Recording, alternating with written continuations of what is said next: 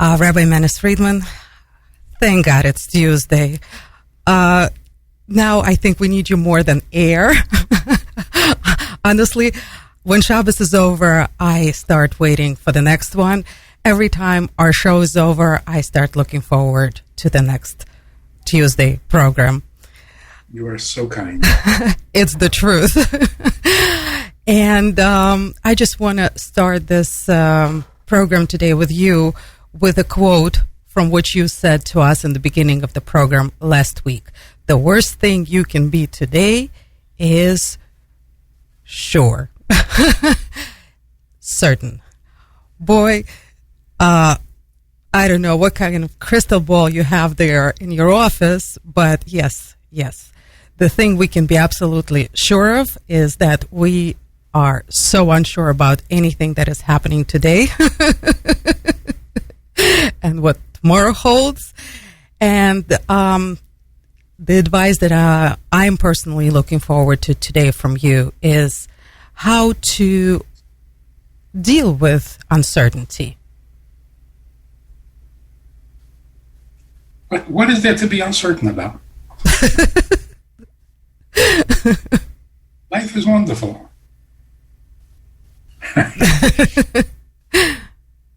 It is. It is, right? Sure. What's wrong? If you don't read the news, life would be wonderful. Or maybe what I'm saying is a little naivete, and you could be happy.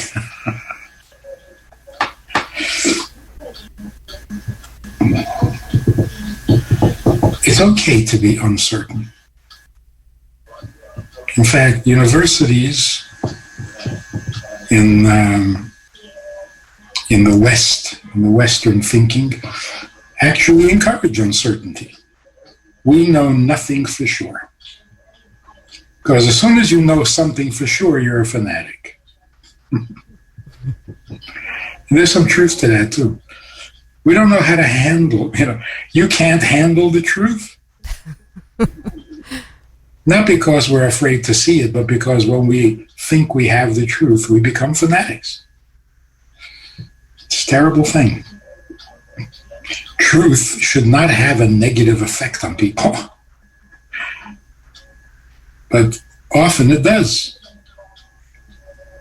Or you think you have the truth, and you become a fanatic. So a little uncertainty is not a bad thing. But the uncertainty is about myself. I'm not sure. I don't know what's going on. I don't know what's going to be. That's not even a confession. That's just a fact. I don't know what's going to be. We never know what's going to be. So it's a healthy thing to simply be honest and say, I don't know. Am I sure of my own opinion? Not completely. Because, of course, my opinion could be wrong. That is very healthy. On the other hand, and at the same time, we have to be certain that right is right, good is good, bad is bad. Not my opinion. In other words, there has to be an objective truth. The objective truth is beyond doubt. Murder is wrong, stealing is wrong, adultery is wrong, it's wrong, that's it. Giving charity is good, saving a life is wonderful, supporting people in need, absolutely good. So we have a certainty as a base, as a foundation, and then we have the uncertainty because we're human. That's as good as it gets. And it's always been that way. It's nothing new. God tells Avraham that he's going to destroy the city of Sodom because they are exceedingly evil. Avraham says, not even 50 good people. Not 45. God says no. He argues it down to 10, and God says no. There aren't even 10. So God destroys the city of Sodom. What do we see from this? It seems like a exercise in futility. God is going to do whatever God is going to do. What's Avraham arguing for? And if Avraham is so determined to save and protect the people of Sodom, when he fails, does he go into a depression?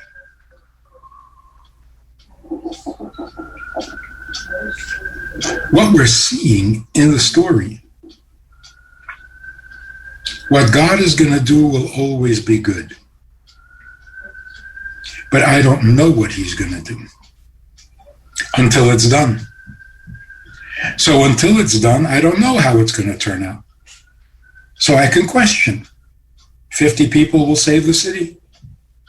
30, 20, 10, what? So it's a perfect example of the certainty that underlies the uncertainty.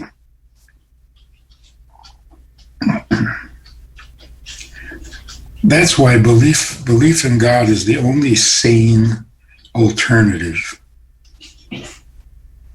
Because without that, either you are absolutely convinced that whatever you say is right, and then you're a dictator, you're a monster, you're a fanatic,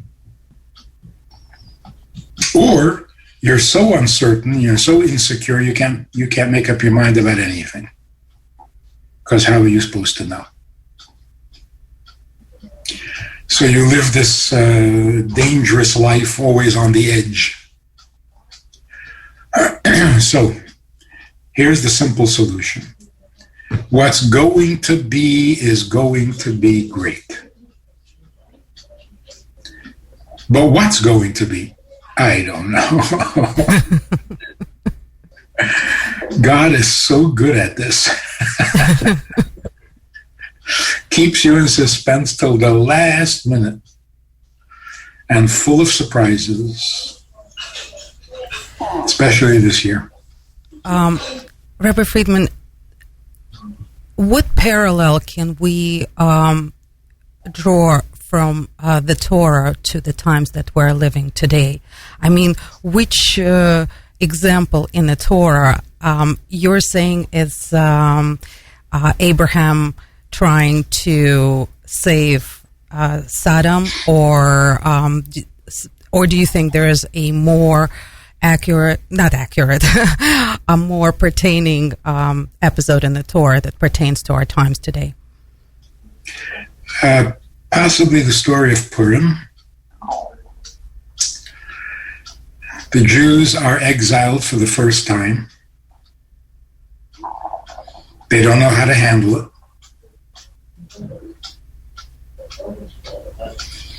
They're kind of depending on the government because the king, Ahasuerus, seemed to be friendly to the Jews. He seemed to be a liberal. Wanted to make everybody happy. So the result was somebody changed his mind. Haman came along and said, no, you got to get rid of the Jews. Then Esther came along and said, no, you can't get rid of the Jews. So he swayed from one to the other. So I can imagine in that year, the year that the whole story of Purim unfolded, Jews didn't know what to expect. What mood does he wake up in this morning? So from day to day, they didn't know what to expect, but some threat hung over them. And then the final surprise, the final moment, all of a sudden Mordechai is the advisor to the king.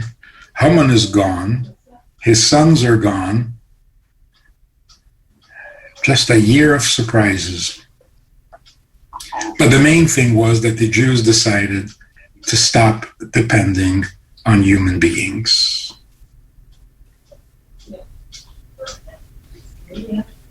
Achashverosh can be nice, Achashverosh could be evil, Achashverosh could be foolish. You don't depend on human beings. So I think it's a very similar example where we get a little too dependent on things other than God himself, and that's always an interesting ride. Interesting that the story of Purim pertained mainly to the Jewish people. Now the whole world is at stake. I think God got everybody's attention. I don't think there's a person anywhere in the world who is not paying attention to what is going on, and we're in the epicenter of all of this.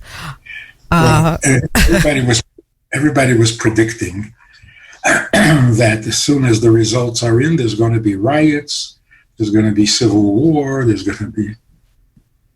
The quiet is scary.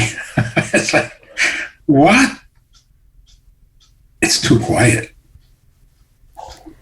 You know there's going to be a surprise coming. I don't know. It has been such a fascinating but also painful year. 7-8 months. And the surprises have not ended. But be absolutely certain, the outcome guaranteed to be good. You just have to buckle up because the ride is going to be... Rabbi Friedman, after the last show, we had a very, very funny call here, and the lady said, I listened to the show. It's really, really good. So the big surprise, what does that mean? Trump is going to win?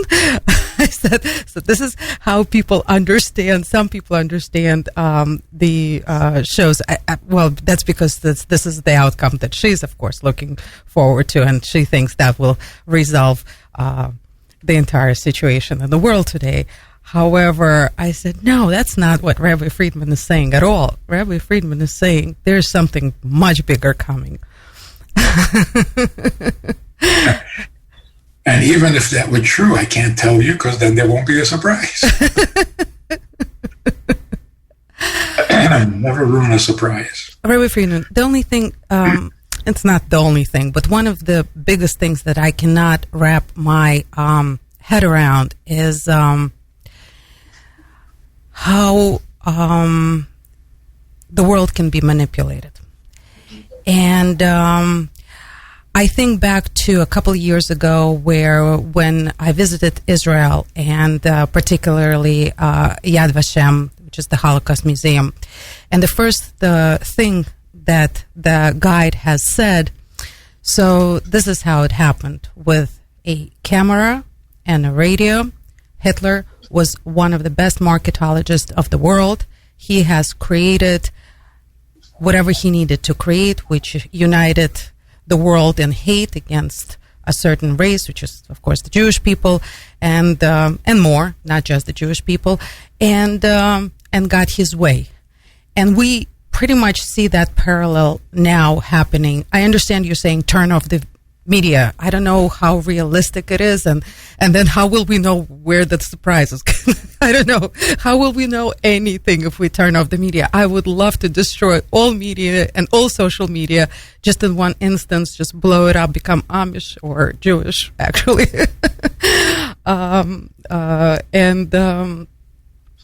But it's the same thing. I see a total parallel here.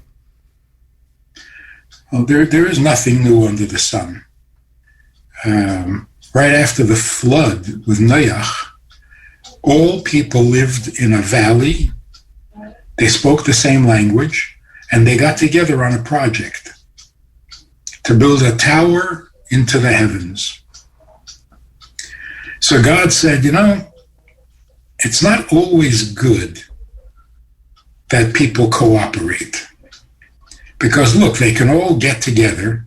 The entire human race at the time got together on an evil project. So God scattered them, had them suddenly speaking different languages so they couldn't cooperate. And they went off and started their own countries and their own governments, their own traditions.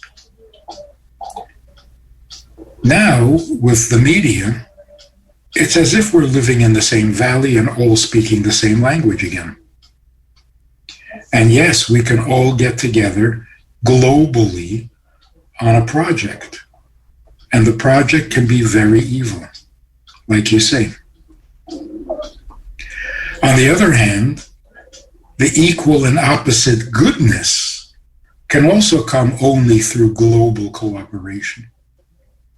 So how is this going to happen?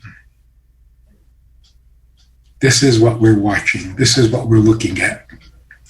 Like you say, we got the whole world's attention. Everybody is ready to do something collectively. Is that something going to be horrible, or is that something going to be magnificent? So we really can't be passive. It's true, it's all going to be good, without a doubt. That doesn't get us off the hook. We may not be passive, because in all moral questions we have to be active. We can't just anticipate goodness, we have to generate and create goodness. So even if we're guaranteed a good result, it is immoral to not participate. Like saying, here's a hungry person, somebody's going to feed him. Somebody, yeah? He won't starve, somebody will feed him. That's probably true. But if you walk by and don't participate and don't do something, you have failed morally. Just using it as an example of global issues as well.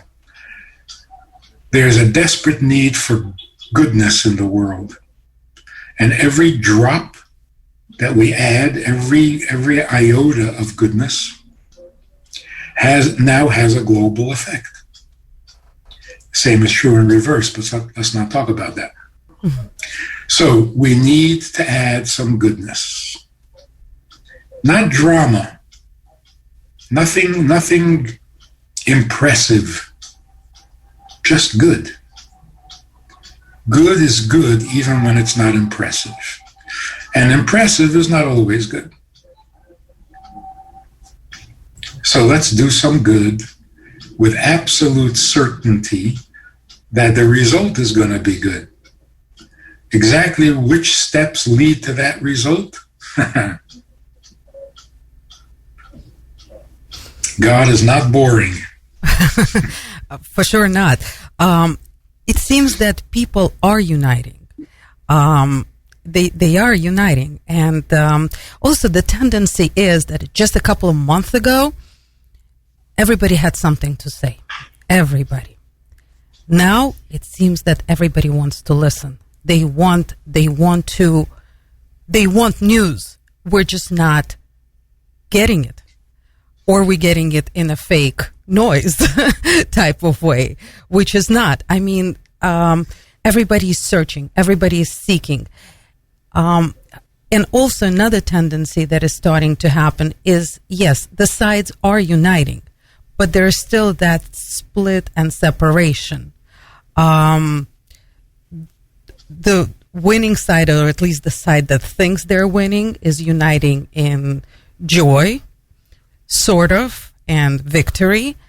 The side that seems to be losing, and I don't just mean politics, but it is, everything is coming out politically right now because this is where it's at. That's where the war is. But the side that thinks they're losing, they are uniting in fighting for justice, searching for the truth. Again, I'm sure that all people, not the leaders, but the people, they all stand for good. And how do we unite the two sides, which are actually right now happen to be on polar opposite sides? See, but the polar opposites are in politics, in policies, in interests, who gets to be in power. Of course, that's going to create friction and dissent. When we focus back on what's really important, the goodness, the morality, the godliness, regardless of how you do it or who does it and so on, that will unite us. So right now we're very distracted by the power play, the power struggle all over the world. Some good news, peace breaking out in the Middle East. Hopefully it's real and substantial. Putin suddenly announced that he is resigning. Possibly. He has Parkinson's. The surprises just keep on coming. If we can trust everything we hear. We can't trust anything we hear. So here's the distinction. If we're talking politics, if we're talking power, if we're talking control of the media or control of the country, yeah, that's bad news. It's bad news in and of itself. Even that we're looking and taking an interest in that whole subject. Our only interest should be, how do we become better people? Good people will produce good government. So what's going on with the government is only a symptom. But aren't values... We always made that mistake. I'm sorry. But aren't values behind the sides that people are taking? Aren't we ultimately fighting for certain values that we believe in? They're just different.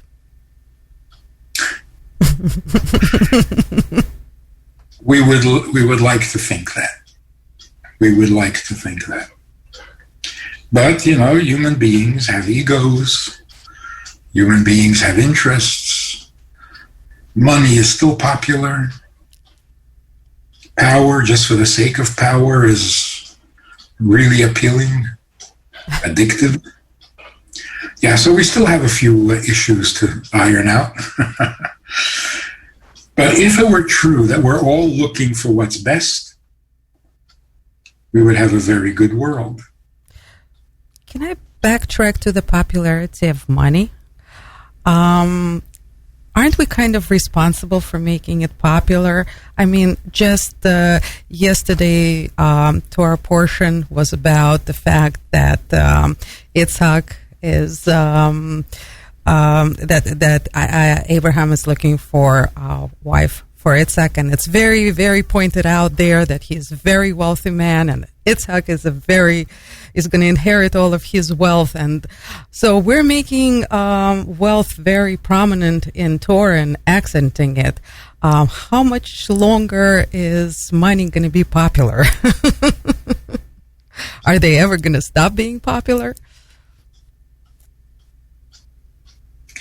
When you don't need money to buy the things that you need, money will stop being popular when it stops being useful. And that's what's going to happen. In other words, when wealth is endless, then it becomes meaningless. If everybody is excessively wealthy, or as they say, obscenely wealthy, then it loses all meaning. So we can either be all poor and humble, and money doesn't mean anything to us because we don't want anything, not such a nice picture. But if everybody is absolutely beyond wealthy, then it loses all meaning. Because we have it, not because we don't have it. That's what's going to happen. The world is going to become extremely wealthy to the point where who cares? I don't care what you have because I have everything. Boy, that sounds like socialism. The opposite of socialism. Socialism says, why do you care what the other guy has? He doesn't have anything more than you. You both have grass to eat. That's it. That's the result of socialism or communism. But the result of Mashiach is, I don't care what you have. I have everything. And therefore, I'm ready to move on to more important things. I think we all are, but we're still here. And I think people became more aware of God in the last couple of months, more than ever. For sure. And I don't think God heard as many prayers as he did in the last a week or a little more now. Probably a few weeks. It reminds me of that joke. The New York taxi drivers get more prayers out of people than any rabbi in the world. Yeah, I think it took this. Yeah. What you were saying about the wealth in the Torah speaks on many levels at the same time. So when they proposed the marriage to Yitzchak and said he's very rich, they meant physically, financially, materially, but they also meant spiritually. That Yitzchak was going to inherit Avraham's wealth meant that he was going to inherit his morality, his relationship to God. He will be the next link in that chain. But, when time goes by and we separated the physical from the spiritual, and we can think of them independently. You can be spiritually very wealthy and very poor financially, or you can be very rich financially and very poor spiritually. But that's part of the decay or the corruption of nature. Mashiach brings back the original picture, that the two cannot be separated. If the world is rich in godliness, it will also be very rich materially.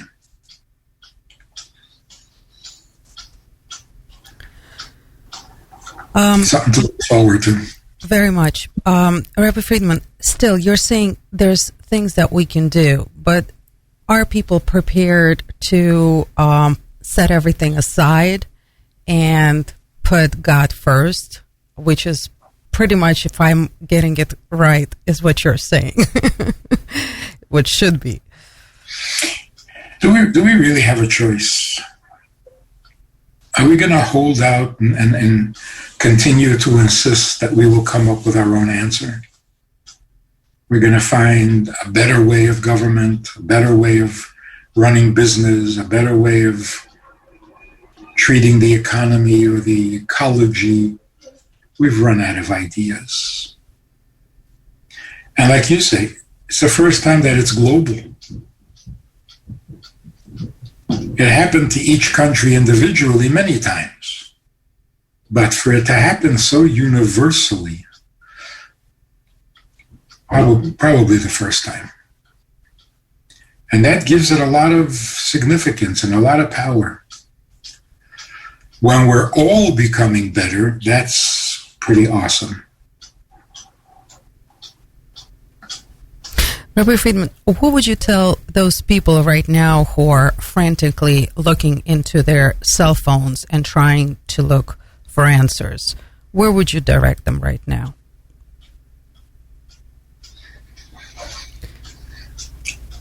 Go to the online programs that teach Torah. that explain what God is all about, what the Torah is all about, what the commandments are all for. They have become so relevant and so necessary and so pleasing, such a relief, a breath of fresh air. Do you recommend this for everybody? Because apparently it's always been just for the Jewish people. Everybody. Will everybody be able to understand what they're reading? There are so many programs online. Yes, there is something for everybody. My husband is always a part of your Wednesday's Torah class. And we see that there are a lot of people in that Torah class are actually not Jewish. What would you say the percentage of those people are? Jewish people versus non-Jewish people? Almost 50-50. So, and from all over the world.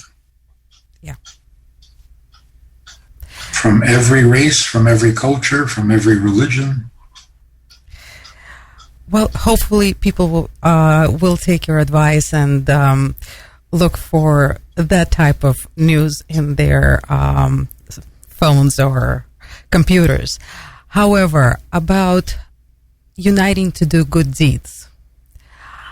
Like right now, people are uniting in signing petitions,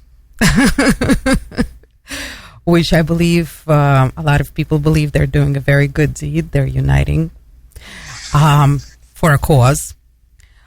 How would you suggest for people to unite right now? I don't think it needs to be an organization or we're united in the realization, not as a group effort. The world is united in its realization that what is lacking and what we can do is increased morality. I don't have to call you to talk to you about it. I do it myself, you do it yourself, and we're united. So this is not another organization, it's not another project, it's not another movement. It's just grassroots goodness. So we are united in our wisdom, in our understanding, not united as a union. Mm-hmm. And that's good. That's good because that means there's no power play. There's nobody is excluded. You don't have to have membership. It's just goodness for the sake of goodness. Otherwise, we may be starting a new religion. And that always brings problems. Rabbi Friedman, I'm always very worried that people are not there yet. That close, but still, whenever, definitely a lot more interest in Torah, in values, in the truth. Yet, whenever you start actually getting into it with people who have completely not been a part of it, you lose them very, very quickly. Well, I do anyway. I'm sure you don't. But how will it take place? Because it seems that like the world is ready, but once you start, really not. When you scratch the surface, really not. Yes and no. It's hard to let go. It's hard to really give up on all the things we once trusted and invested in, preached about, and to suddenly back off and say, okay, all of that was wrong. It's hard to do. So we keep hoping, maybe a little politics could be, maybe a little bit, But it's going to happen. And with the most impressive thing, you mentioned the non-Jews. They're not looking for a religion, and they're not looking for an identity. They're not planning to convert to Judaism. And that's what makes it really special. This is right for the sake of right. There's no other agenda. It's pure. If people were looking for a religion, which something has been going on for 2,000 years, okay, that's a little self-interest. It's a good self-interest, but there's a little self involved. But when you have no intentions of converting to Judaism, you're not going to become a Jew. You know you're not Jewish. What are you looking at? What are you looking for? What are you listening to? You heard something that sounds good and moral, and that's all you care about. That's so right. And that's a new development. And if this continues, we're going to have a very good world. Not just comfortable and safe. Good. Goodness. Goodness will be the most valued and the most appreciated and the most popular interest. More than money, more than politics, more than power, more than pleasure. Goodness will be the only thing motivating us. Now that's good. For real. Rabbi Friedman. So we don't ask, for example, we don't ask, somebody wants to go online and be part of the program and learn, are you planning to convert? What's your interest? You see, that's a corrupt question. Oh, you must have some interest. What's your interest? We don't ask that. We don't assume that there must be some personal interest. People are looking for what is good and true. Then fine, help yourself. That's thrilling to me. It is. It is really thrilling. And I just want to point out another thing that is absolutely thrilling. I see the least separation in religions right now. I see that Christian, Protestant, Jews, Muslims, everybody are right now. There's no animosity there where it always has been. It has shifted to a completely different space. There's definitely a lot more unity in spirituality. And that's a very, very happy observation for me. That is true. That is so true. It's like, does any religion now think that they have a solution to today's problems? No. Not anymore. And that's a big step towards getting to pure goodness. When you're not just defending your religion and promoting your God, my God can beat up your God. That ridiculous stuff is over. Except for some fanatics, but it's pretty much over. That's very good news. So if my religion is not the solution, then what is? Whatever's true. The solution is objective. It's not my solution. It's the solution. Now, come on. We've tried everything human. The solution comes from the Creator. I don't know why it took us 5,000 years to realize this. But it's so obvious once you think about it.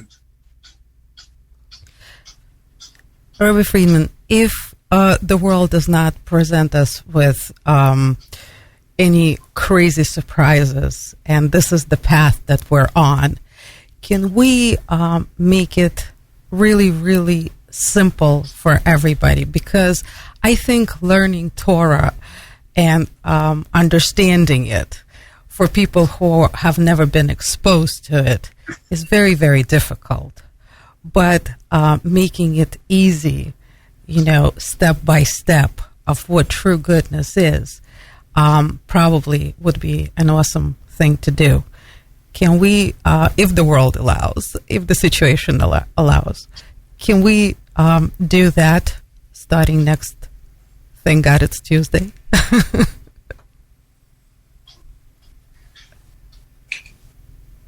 It has to be doable. The truth cannot be complex. It can't be mysterious. It can't be otherworldly. It has to be very relevant, bite-sized, ready to eat, easily digestible. It's got to be all that. I didn't create the world. I promise, I did not. The Creator should have at least an equal say in what happens in his creation. We've taken his voice away. For the last 1,000 of years, our voice has replaced his voice. What are we going to do? What are we going to do? Who is right? His voice was lost in the process. Even the big struggle between, democracy and communism and socialism, the evil, the big evil, the little evil. God's voice is lost. Shouldn't God have a say in his creation? In fact, shouldn't he have veto power? It's his creation. I think he does. I think he's exercising it right now, which is good. It would be nice if we welcomed it instead of resented it. It's like, who are you to mix in? We're having this political debate here, okay? Stay out of it. Rabbi Friedman, unfortunately, I'm about to start looking forward to next Tuesday because unfortunately this is radio and we do run out of time. But always wanted to make God's thoughts, wishes understood, clear, marketable, just make Torah more marketable, much more easily accessible to everybody. So everybody derives the right conclusions, and just understand his wishes. Can we? Can I tell you a quick story? Yeah. We were sitting in class at Beis Chana one year, many years ago, and I was talking about how if you do a mitzvah, you get closer to God. This one woman said, I don't need that. I get closer to God by dancing. And it turns out that she was a Sufi. Not sure what that is. Sufis are also known as the whirling dervishes. They're a mystical branch of Islam. And they spin. Okay. They put on these big skirts, hoop skirts, and they just spin for hours. I turn around 3 times and I'm on the floor. They do it for hours. And they go into an altered state of mind. It's a very psychedelic experience. So she says, when I dance, I get closer to God. I said, how do you know it's God? She said, oh, it's awesome. I said, yeah, but how do you know it's God? She says, okay, how would I know? It's a funny story, but it's got a lot of truth to it. I said, if you say you were out in the rain, I would expect you to be wet. If you say you were out in the sun, I would expect you to be sunburned.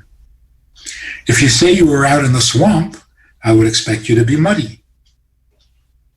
If you say you were spending time with God, what should I expect? What effect would it have if you spent 5 minutes with God? For no reason, or for some reason, I said, if you spent 5 minutes with God, you would be incapable of committing adultery.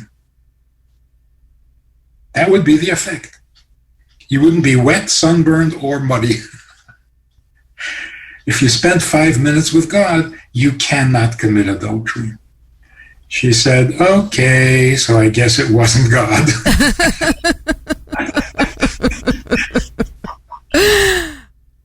It was a funny moment there, but that's the story. You want to know what godliness means? What have you done for your father lately?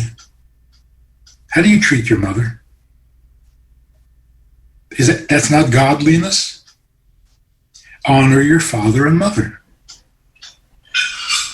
If you start thinking, maybe I should be a better son, maybe I should be a better daughter, okay, that's it. It's not dramatic. It's not going to make headlines, but that's it.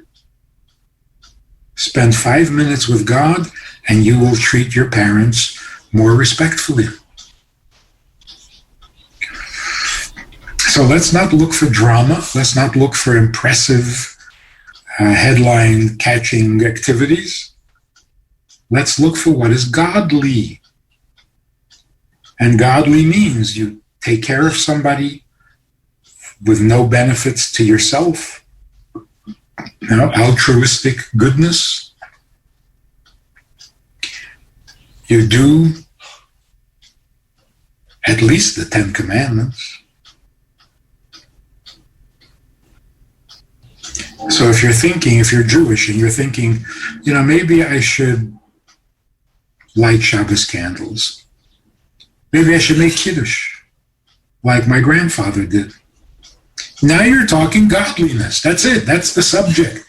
What would you call it? Somebody comes and says, can you teach me how to make the Kiddush on the wine? Oh, what are you into? What am I into? Making Kiddush. What is that? Is that a political thing? No. Is it a financial thing? No. What is it? Godliness. That's what it is. A world that makes Kiddush is a more godly world. So, why wait? Start now. Hopefully we won't have to wait much longer. And Rabbi Friedman, thank you so much. Unfortunately, we're way out of time, and it's always sad for me when that happens, but I thank you on behalf of our entire community on giving us this light and positivity every week and being with us. And I don't know. I feel better and safer for that, personally, and I'm sure I'm not the only one. The world is getting better. I trust you. It hasn't been for a long time, so it's going to come as a surprise. I trust. Surprisingly good. I trust everything you're saying, because so far you haven't been wrong yet. You don't have to trust me. You're seeing it yourself. It's true. It's true. You're verifying everything, and I really, really appreciate it. Thank you so much. Thank you, and I very much look forward to next Thank God It's Tuesday program with you, and boy, we'll see what the week has to bring. Oh yeah. We'll expect a surprise. Okay. Yes, every second. Thank you so much. Каждый вторник в 12:10 один из самых известных раввинов нашего времени, Friedman, в прямом эфире отвечает на вопросы наших слушателей. Вы услышите мнение самой мудрой книги человечества – Библии, о самых сложных проблемах, стоящих перед современным миром. Присылайте ваши вопросы заранее на наш email info@rusa.fm или во время передачи по СМС 347 460 08 77.